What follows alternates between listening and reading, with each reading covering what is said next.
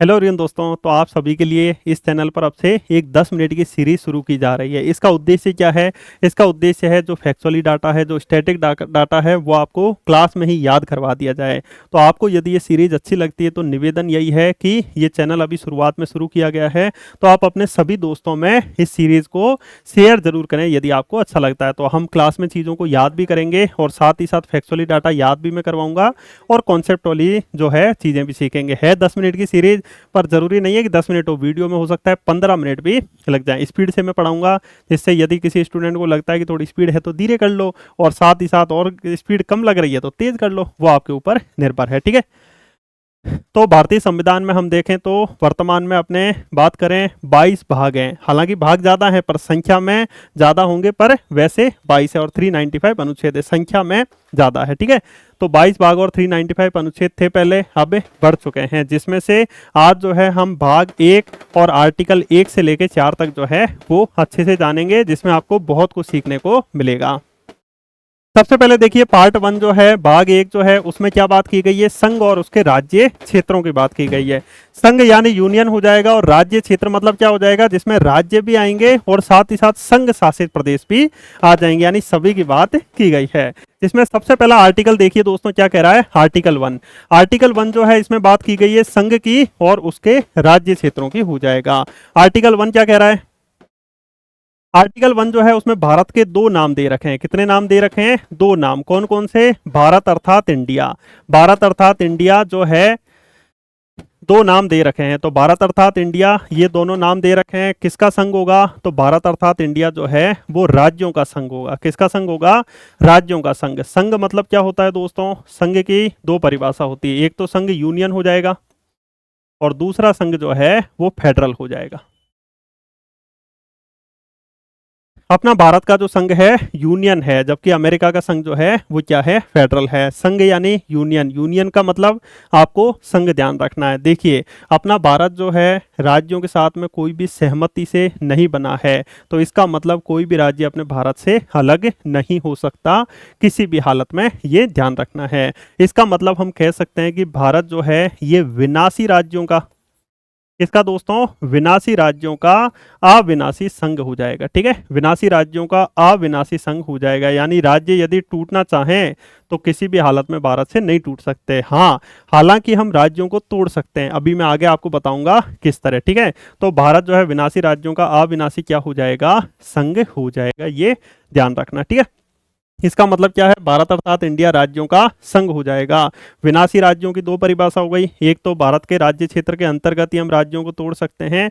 अब यदि कोई राज्य चाहे कि मुझे भारत से अलग होना है, जैसे पश्चिम बंगाल में ममता दीदी कहती रहती हैं, पर संघ इसको रोकेगा, क्योंकि संघ के पास ही ये पावर दे रखी है। तो आर्टिकल जो है 1, इसकी पहला पॉइंट आपको समझ में आया। भारत अर्थात इंडिया क्या होगा? राज्यों का संघ होगा। ठीक है। इसके अलावा दोस्तों याद रखना, भारत में टोटल वर्तमान में कितने राज्य हैं? 28 राज्य हैं, और साथ ही साथ याद रखना 8 जो है यूनियन टेरिटरी यानी केंद्र शासित प्रदेश हो जाएंगे।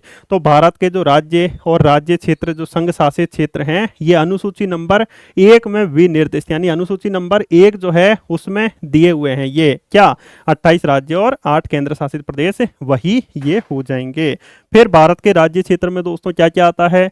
तो भारत के राज्य आ जाएंगे, भारत के संघ शासित क्षेत्र यानी संघ राज्य क्षेत्र आ जाएंगे, और साथ ही साथ यदि भारत में कोई भी एरिया को हम मिलाएं आप भविष्य में, तो वो भी भारत के राज्य क्षेत्र के अंतर्गत आर्टिकल 1 में आ जाएगा। ठीक है। समझ में आ गया? आर्टिकल 1 क्या है? भारत अर्थात इंडिया राज्यों का संघ, यानी ये यूनियन है, यानी भारत विनाशी राज्यों का अविनाशी संघ हो जाएगा। किसी भी हालत में भारत से कोई भी राज्य अलग नहीं हो सकता। ठीक है। हाँ, अब देखिए आर्टिकल 2। आर्टिकल 2 क्या कहता है? नए राज्यों का प्रवेश या फिर उनकी स्थापना की बात करता है। यहां पर दो पॉइंट लिखे हैं। एक तो क्या लिखा है कि नए राज्यों का प्रवेश, दूसरा पॉइंट क्या लिखा है? स्थापना।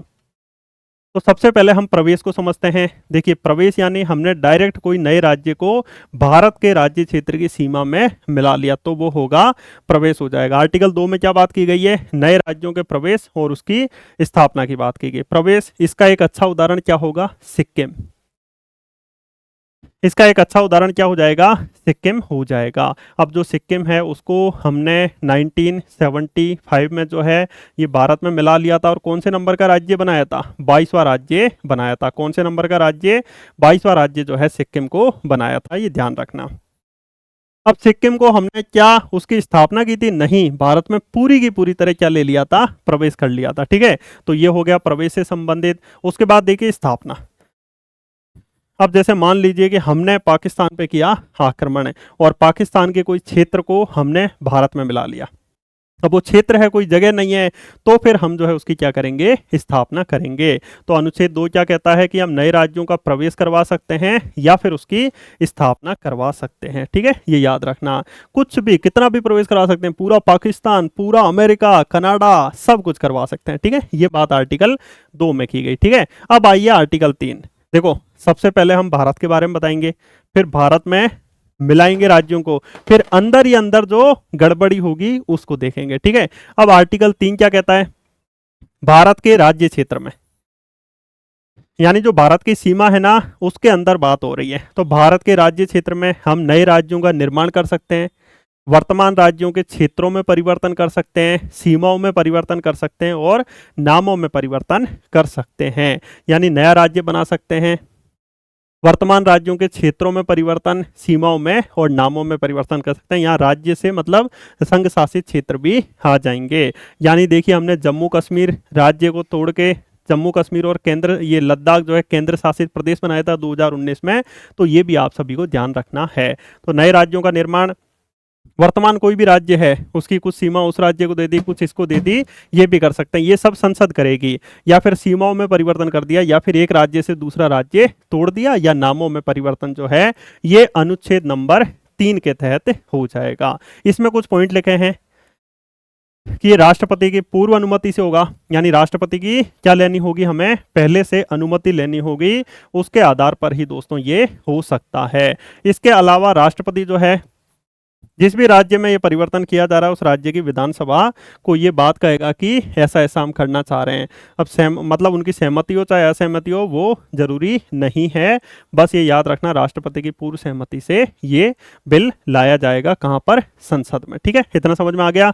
तो 1 2 3, अब 3 के बाद आइए आर्टिकल 4। आर्टिकल 4 को समझने से पहले हम थोड़ा सा समझ लेते हैं कि आखिरकार भारत में कौन कौन से राज्य बने। राज्य बनने से पहले देखिए, राज्यों को बनाने के लिए सबसे पहले आधार रखा गया था प्रशासनिक आधार पे, तो बहुत सारी कमेटियां बनी। जैसे सबसे पहले याद रखना एस के दर कमेटी। एस के दर कमेटी 1948 में बनी थी और इसने कहा था कि राज्यों का गठन कैसा होना चाहिए, प्रशासनिक आधार पे होना चाहिए। किस आधार पे, प्रशासनिक आधार पे। ठीक है, दूसरे नंबर पे याद रखना जेवीपी कमेटी बनी, जवाहरलाल नेहरू, सरदार वल्लभ भाई पटेल और पट्टाभी सीतारामैया। ये 1948 में बनी और इसने अपनी रिपोर्ट जो है 1949 में दी थी। इसने भी राज्यों के गठन का आधार क्या बनाया था दोस्तों, प्रशासनिक बनाया था। उसके बाद बनी थी फजल अली कमेटी। देखिए क्वेश्चन आ सकता है, एक तरफ कमेटी लिखेगा एक तरफ उसका आधार पूछेगा, तो फिर उसके बाद कौन सी कमेटी बनी थी, फजल कमेटी। फजल अली कमेटी 1953 में बनी थी और इसने राज्यों के गठन का आधार क्या माना, भाषा के आधार पर। ये पूरी कहानी है, आखिरकार क्या हुआ वो हम फिर कभी जानेंगे, ये ध्यान रखना। और इसी कमेटी की सिफारिशों के आधार पर 1956 में एक राज्य पुनर्गठन अधिनियम आया था। क्या आया था दोस्तों, राज्य पुनर्गठन अधिनियम आया था। और इसी राज्य पुनर्गठन अधिनियम के आधार पर भारत में 1956 में 14 राज्य थे। क्या थे दोस्तों, 14 राज्य थे और 6 यूनियन टेरिटरी यानी केंद्र शासित प्रदेश हो जाएंगे। अब कौन कौन से राज्य कब कब बने ये मैं आपको लिखता जा रहा हूं। तो 14 राज्य 6 केंद्र शासित प्रदेश हो जाएंगे। बंबई से अलग होके गुजरात बना कब, 1960 में। गुजरात कब बना, 1960 में, याद रखना।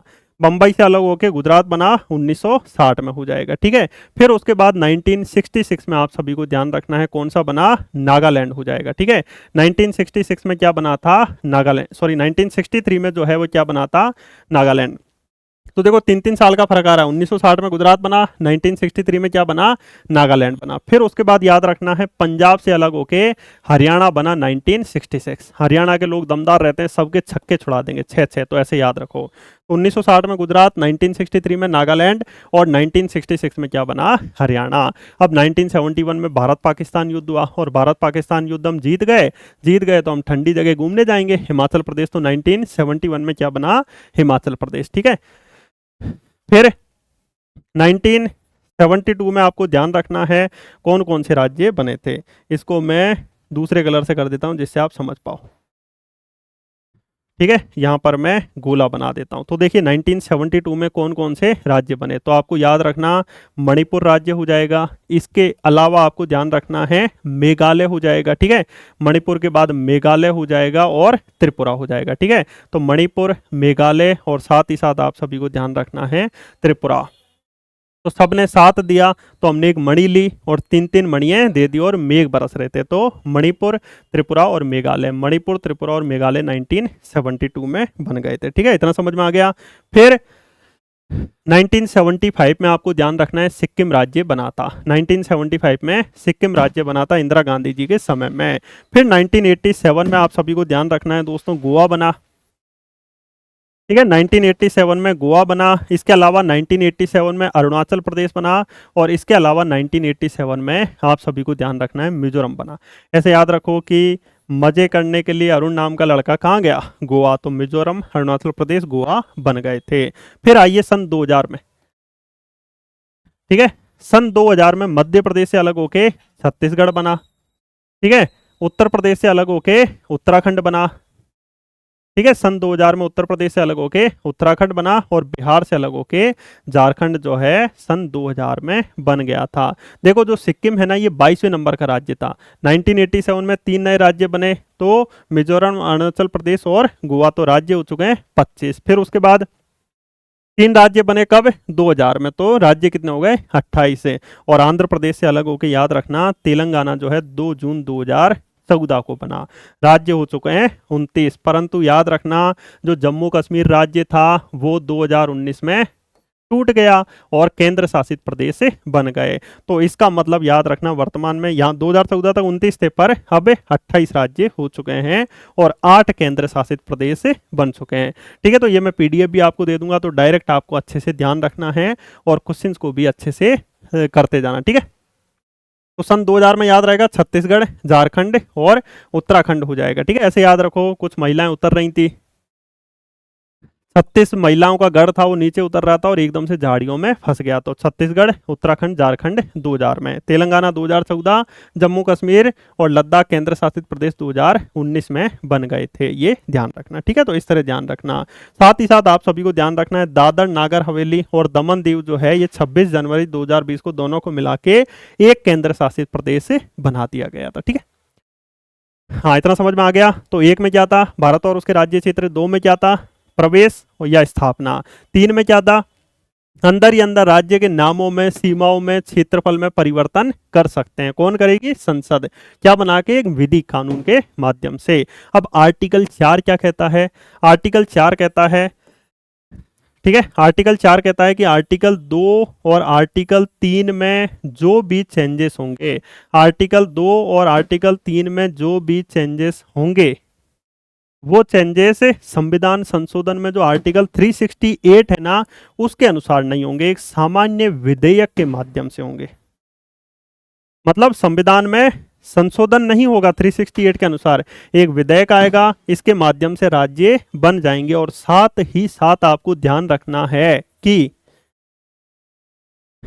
अनुसूची नंबर 1 जिसमें सारे राज्य और केंद्र शासित प्रदेश लिखे हैं, अनुसूची नंबर 4 जिसमें राज्यसभा में सीटों का बंटवारा है। अब यदि ये 2 में चेंजेस होगा, यानी सिक्किम जुड़ा था राज्य 1975 में, या फिर 3 में चेंजेस होगा, बहुत सारे राज्य मैंने बताए थे, तो इनमें जो चेंजेस होगा इसका मतलब हमें अनुसूची नंबर 1 और 4 में भी तो चेंजेस करने होंगे ना, तो ये चेंजेस किए जाएंगे। कानून के अनुसार, पर वो संविधान में संशोधन 368 के तहत नहीं कहलाएगा। सामान्य विधेयक के माध्यम से बिल पास हो जाएगा और कानून बन जाएगा। ठीक है, ये ध्यान रखना। इसीलिए तो आप देख रहे हो कि ये इतने जो राज्य बने हैं संविधान में संशोधन नहीं हुआ है। इतना बेसिक सभी को समझ में आ चुका होगा। ठीक है, तो आर्टिकल 2 और आर्टिकल 3 में जो चेंजेस होंगे वो संविधान में संशोधन नहीं माने जाएंगे, केवल साधारण विधेयक से ही किया जाएगा। तो ये बात थी आर्टिकल 4 में, इतना सभी को समझ में आ चुका होगा। ठीक है।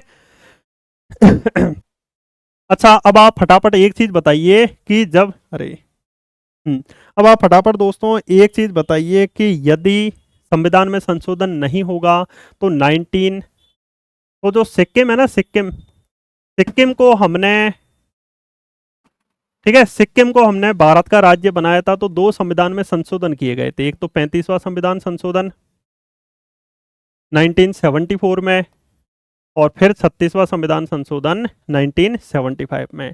तो ये क्यों किए गए थे चेंजेस, ये आप कमेंट्स के माध्यम से जरूर बताओ। और साथ ही साथ ये सीरीज आप लंबे समय तक चाहते हो तो ये भी जरूर बताइए, आपको मैं अच्छे से अच्छी क्वालिटी में डाटा देने का प्रयास करूंगा। एक और चीज़ बताना सभी, जैसे मैं इसको लैपटॉप से ही पढ़ाऊँ तो काम चल जाएगा क्या? कुछ मजबूरी होगी तभी मैं सोच समझ के बोल रहा हूँ, आप बताना। क्वालिटी रहेगी पर आप ये चीज़ें जरूर बताएं। तो थैंक यू फ्रेंड्स, जय हिंद, जय भारत।